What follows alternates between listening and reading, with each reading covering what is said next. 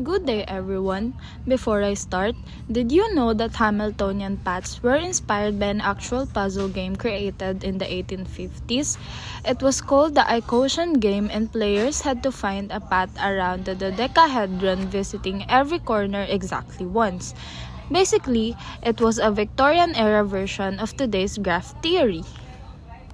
With that being said, my name is Ramirez and I am going to discuss about the Hamiltonian paths and Hamiltonian circuits.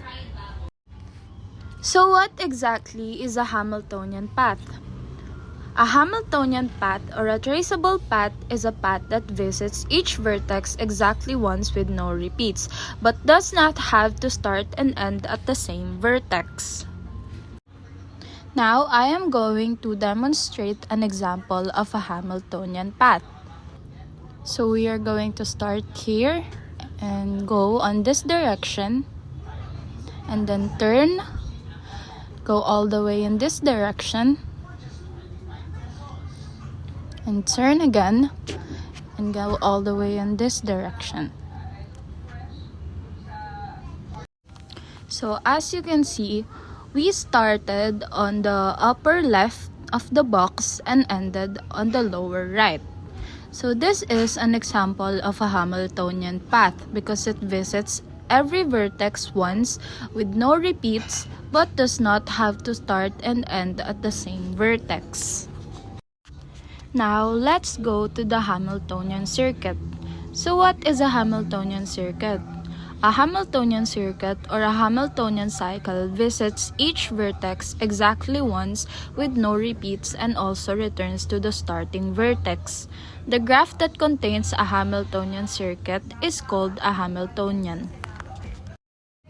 Here's an example of a Hamiltonian circuit. So we are going to start here and we want to visit each vertex exactly one time. So turn, keep this pattern going, go up, and return to the starting vertex. So as you can see, it started on the upper left vertex and ended on the same upper left vertex. So this is an example of a Hamiltonian circuit because it visits every vertex once with no repeats.